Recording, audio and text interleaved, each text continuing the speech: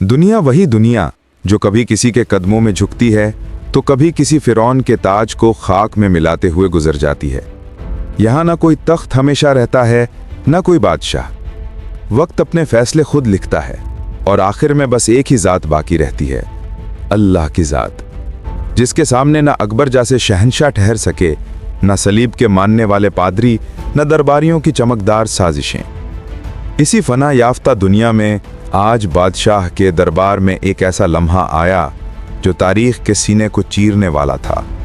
एक ऐसा चैलेंज जिसने हक और बातिल को आमने सामने ला खड़ा किया। उस वक्त फिजा बोझल थी। एक तरफ वो सियाह दिल पादरी खड़े थे जो कुरान मजीद, दीन हनीफ और सरकार दो आलम सल्लल्लाहु अलैहि वसल्लम की अजमत पर जहर उगल रहे थे। दूसरी तरफ कुछ मुर्तदीन थे जो अहले तसलीस की ताईद में हर हद पार कर चुके थे, और मजलूम मुसलमान हाथ बांधे खड़े, दिल जख्मी, आंखें नम। इस तौहीन और गुस्ताखी के तूफान में मुसलमानों के पास एक ही रास्ता रह गया था, ऐसा इम्तिहान जिससे हक और बातिल का फैसला दुनिया की नज़रों के सामने हो जाए। दरबार अपने पूरे शान और शौकत के साथ लगा हुआ था। अकबर तख्त पर अपनी पूरी शान और शौकत के साथ जलवा अफरोज था। एक तरफ मुसलमान थे और दूसरी तरफ पादरी और उसके हवारी थे। मुसलमानों ने पादरी मॉन्सरेट से कहा, आग जलाई जाए।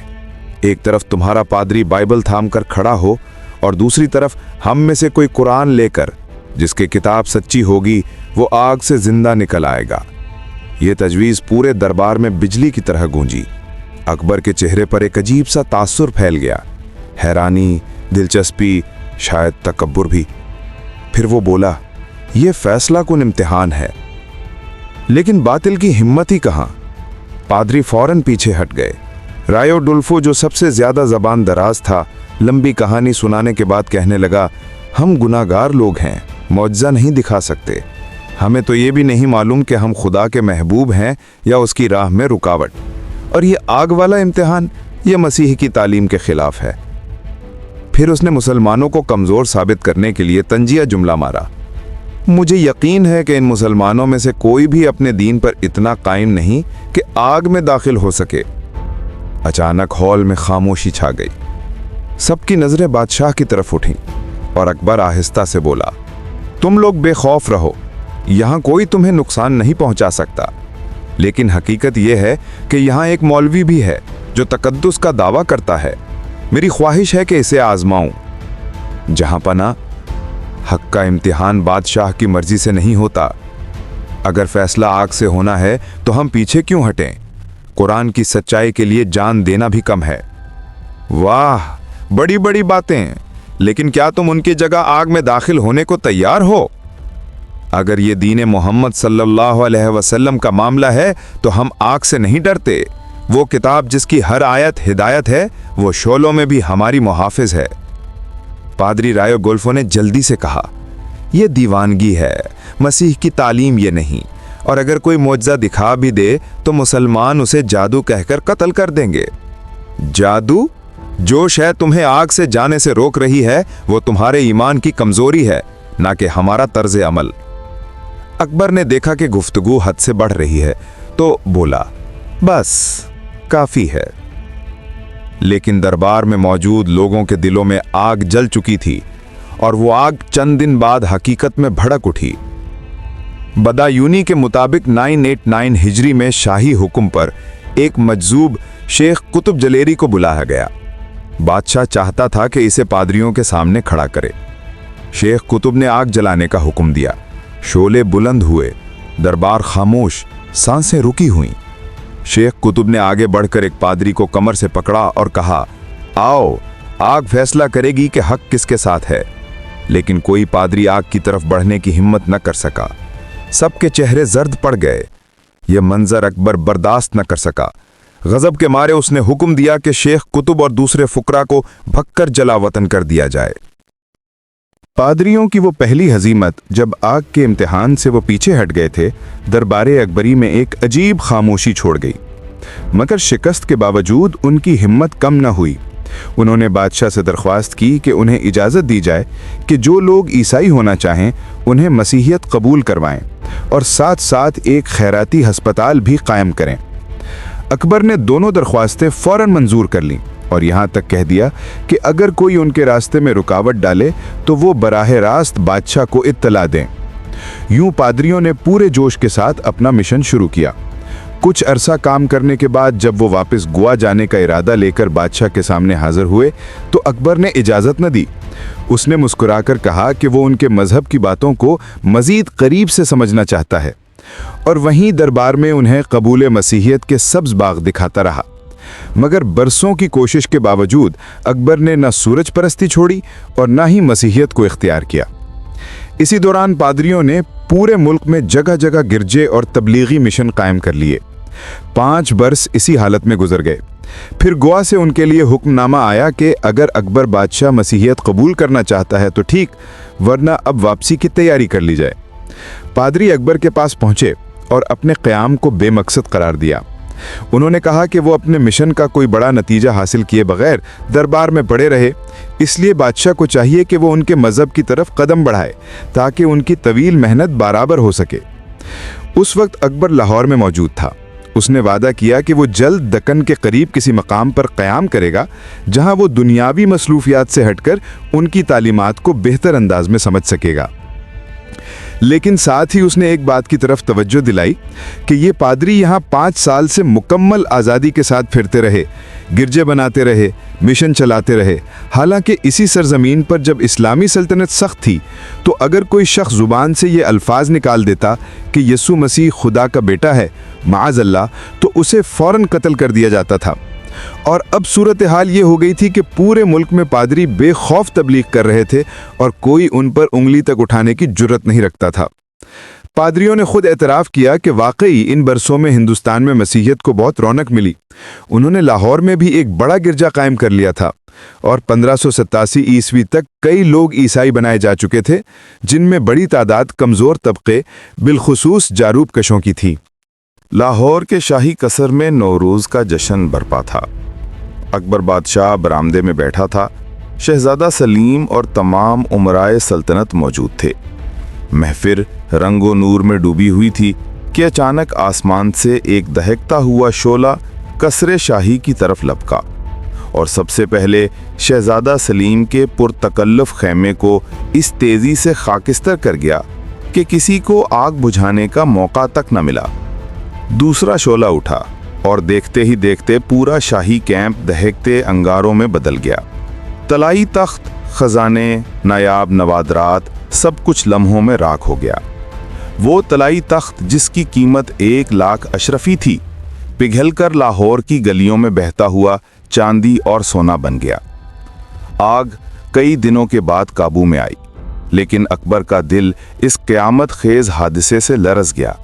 वो खौफज़दा होकर फ़ौरन कश्मीर रवाना हुआ, मगर वहाँ एक और आजमाइश इंतज़ार में थी, ऐसा कहत जिसने माओं को अपने लख्ते जिगर से जुदा कर दिया। छोटे छोटे बच्चे चंद पैसों में फ़रोख्त होने लगे। अभी ये सदमा ठंडा न हुआ था कि अकबर खुद बीमार पड़ गया और मौत की झलक आंखों के सामने आने लगी। अफाका हुआ तो वो वापस लाहौर लौट आया, मगर वक्त अकबर के खिलाफ हो चुका था। पहला जख्म, शहजादा मुराद की मौत। दक्कन से खबर पहुंची कि अकबर का जवान बेटा मुराद सिर्फ 27 बरस की उम्र में दुनिया से रुखसत हो गया। ये खबर अकबर के दिल पर पहला बड़ा वार थी। दूसरा जख्म, दानियाल की मौत। फिर 1011 हिजरी में एक और कारी ज़रब लगी। इसका बेटा दानियाल भी दुनिया छोड़ गया। अकबर का दिल इन सदमात से खोखला हो गया, मगर ये सिलसिला यहाँ रुका नहीं। तीसरा और सबसे गहरा जख्म, अबुल फजल का कत्ल। इन्हीं दिनों खबर आई कि अकबर का दस्ते रास्त, इसका सबसे वफादार मशीर अबुल फजल फैज़ी भी कत्ल हो चुका है। और कातिल कोई आम दुश्मन नहीं था, बल्कि इसका अपना बेटा शहजादा सलीम। अबुल फजल अकबर का सबसे बाएतमाद मशीर था। अकबर इसकी बात पर सलीम की निस्बत ज़्यादा भरोसा करता था। अक्सर रियासती फैसलों में अबुल फजल की राय आखिरी समझी जाती। सलीम समझता था कि अबुल फजल अकबर के दिल में इसके खिलाफ जहर भरता है। ये सियासी चपकलिश नफरत में बदली और नफरत एक खूनी मंसूबे में। जब अबुल फजल दक्कन से वापस आ रहा था, सलीम ने राजा बीर सिंह बुंदेला को खुफिया हुक्म दिया, रास्ते में घात लगाकर कत्ल कर दो। राजा बीर सिंह ने ग्वालियर के करीब नारवर के मकाम पर अबुल फजल के काफिले पर हमला किया। मुख्तसर सी झड़प हुई, आदमी बिखर गए और अबुल फजल को पकड़कर बेदर्दी से कत्ल कर दिया गया। इसका सर तन से जुदा करके शहजादा सलीम के हुजूर पेश किया गया और लाश अकबर के पास भेज दी गई। ये खबर अकबर के सीने में तीर की तरह उतरी, मगर अब सल्तनत की बागें सलीम के हाथ में जा रही थीं और अकबर कोई बड़ा फैसला न कर सका। ये तीन जख्म, मुराद, दानियाल और अबुल फजल, अकबर की रूह को चीर कर रख दिया। मगर फिर भी इसके दिल पर बेहिसी की वही मोटी तह जमी रही और इसने कभी सच्ची तौबा की तरफ कदम न बढ़ाया। दुनिया की ऐशो इशरत ने उसे मौत की हकीकत से अंधा कर रखा था। वो नहीं जानता था कि मौत का फरिश्ता किसी लम्हे नमूदार होकर सल्तनत के सबसे बड़े बादशाह को भी एक लम्हे में मिट्टी बना देगा। अकबर के हम असर सब मुहर्रिख, अब्दुल कादिर बदायूनी, अबू अल फजल, निजामुद्दीन अहमद, सब उससे पहले दुनिया छोड़ चुके थे। इसलिए उसकी आखिरी हालत का बयान ज़्यादातर वो पादरी देते हैं जो उसके आखिरी अय्याम में फतेहपुर में मौजूद थे। अकबर ने 28 बरस तक मजहब को उलझा कर रखा। न वो मुसलमान रहा, न हिंदू, न ईसाई, सिर्फ आफताब परस्ती और अजीब व गरीब अकायद का मजमुआ। आखिरकार 17 अक्टूबर 1605 ईस्वी यानी 1014 हिजरी को उसकी अजल ने उसे आ लिया। मुअर्रिख मोहम्मद कासिम फरिश्ता लिखता है, 2 बेटों के मरने का गम उसे अंदर से खा गया था, यहाँ तक कि कमज़ोर होता हुआ अपने असल मकाम की तरफ लौट गया। पादरी एक्जेवियर के ख़त में एक और खौफनाक एहतिमाल भी मिलता है। वो लिखते हैं, अकबर की मौत जहर से हुई। आम राय ये है कि उसने गलती से वो जहरीला जाम पी लिया जो वो अपने किसी दुश्मन के लिए तैयार रखता था। लाहौर के कसर शाही की हौलनाक आग, कश्मीर के कहत और बेटों के यके बाद दीगरे मरने के सदमात के बाद अकबर की जिंदगी की रोशनी मधम हो गई थी। बादशाह जिसने हिंदुस्तान के सबसे बड़े तख्त पर हुकूमत की, अब दुनिया के आखिरी लम्हात में बिखरा हुआ महसूस कर रहा था। खजाने, तख्त, कसर, सब कुछ एक दिन के धुएं में गायब हो गए। सब कुछ फना हो गया, लेकिन एक हकीकत लामुतनाही थी। इंसान का दिल सिर्फ अल्लाह के ताबे है। अकबर की मौत के वक्त मुख्तलिफ मुआर्रिखीन और मुशाहिदीन के बयानात में तजाद पाया जाता है। बाज़ के मुताबिक अकबर ने ज़िंदगी के आखिरी लम्हों में इस्लाम कबूल किया और कलमा शहादत अदा किया। कुछ यूरोपी पादरी कहते हैं कि अकबर ने वादा किया था कि वो मसीहियत कबूल करेगा, लेकिन वो दुनिया से रुखसत हो गया। और एक रिवायत के मुताबिक मरने के वक्त वो हिंदू था, न मुसलमान, न ईसाई, और दीन इलाही के अलावा किसी मखसूस मजहब का पैरोकार न था। ये तजाद इस बात का सबूत है कि अकबर की रूह हमेशा एक तहजीबी और मजहबी उलझन के गिरदाब में रही, जिसका कोई वाज़े अंजाम मुकर्रर न था।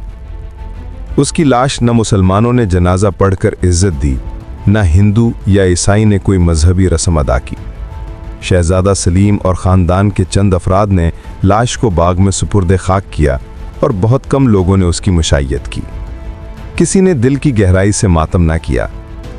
अलबत्ता एक शहजादा शाम तक मातमी लिबास पहने रहा। एक खामोश अलामत के अकबर की अजमत के बावजूद उसकी मौत के बाद कोई ख़ास इज्तिमाई यादगार नहीं बची। अकबर ने अपनी सल्तनत और अपनी ज़िंदगी के 22 साल दीन इलाही को फैलाने में गुजारे, लेकिन जब उसके जाने के बाद उसके मुरीदीन की गिनती की गई तो हकीकत इंतहाई तल्ख थी। सिर्फ 18 अफराद दीन इलाही को हकीकी तौर पर कबूल कर चुके थे। ये 22 साल की अनथक मेहनत, फ़लसफ़े, इस्लाहात और इबादात का नतीजा सिर्फ 18 इंसानों तक महदूद रहा। ये तारीख़ हमें याद दिलाती है कि ताकत, जाहो जलाल, फ़लसफ़ा और तख्त व ताज के बावजूद सच्चाई और हिदायत का इन्हिसार सिर्फ अल्लाह की मर्ज़ी पर होता है। दोस्तों, इस कहानी में आपने बीरबल का जिक्र शायद महसूस ना किया हो। ये इसलिए है कि बीरबल अकबर से 19 साल पहले इस दुनिया से रुखसत हो चुके थे। लेकिन हम आपको मुख्तसर अंदाज में बताते हैं कि बीरबल का अंजाम क्या हुआ और ये क्यों कहानी से गायब रहा। 1586 में शुमाली हिंदुस्तान के पहाड़ी इलाकों में यूसुफजई कबीले में हुकूमत अकबर के खिलाफ शोरिश भड़काई। ये कबीला अपने पहाड़ी इलाकों में आज़ाद और गैर तस्लीम शुदा जिंदगी गुजार रहा था और किसी भी बैरूनी हुक्म को मानने के लिए तैयार न था। इस वक्त यूसुफजई कबीले के सरदार मुल्ला करम खान थे, जो अपने लोगों के साथ कबायली रवायात के मुताबिक रहनुमाई कर रहे थे और अकबर की हुक्मरानी को तस्लीम नहीं करते थे। अकबर ने फैसला किया कि शोरिश को कुचलने के लिए एक मजबूत फौज भेजी जाए और उस फौज में शामिल हुए बीरबल, अकबर के करीबी मशीर और दानिश्वर, जो फौज की हिकमत अमली में मदद देने के लिए गए, हालांकि वो खुद जंगजू नहीं थे। यूसुफजई कबीले ने चालाकी से पहाड़ी रास्तों में घात लगाकर हमला किया। मुगल फौज अचानक उस हमले का शिकार हुई और भारी नुकसान बर्दाश्त करना पड़ा। तकरीबन 8000 फौजी मारे गए और फौज के दरमियान बीरबल भी मारे हो गए। उनकी लाश कभी नहीं मिली। बीरबल की मौत ने अकबर को शदीद सदमे में डाल दिया। वो दिनों तक गम में डूबा रहा, क्योंकि बीरबल न सिर्फ उसका मुशीर बल्कि सबसे करीबी दोस्त और दरबारी हुनरमंद भी थे। अकबर के लिए बीरबल की वफात का ये सदमा उसके आखिरी सालों की जिंदगी में एक गहरा और नाकाबिले भूलने वाला जख्म बन गया। अकबर की दास्तान खत्म हुई, मगर तारीख के सफ़हात कभी सवालात से खाली नहीं रहते। अब हम एक और सफ़र की तरफ बढ़ेंगे, जहां सियासत, अज़्म, कुर्बानी और साजिशें तारीख के धुंधले पर्दों पर रकम होंगी। पासबान हरम आपको दावत देता है कि हमारे साथ आएं और देखें कि कैसे एक और अजीम शख्सियत ने अपनी तकदीर और तारीख के सफ़हात बदलने की कोशिश की।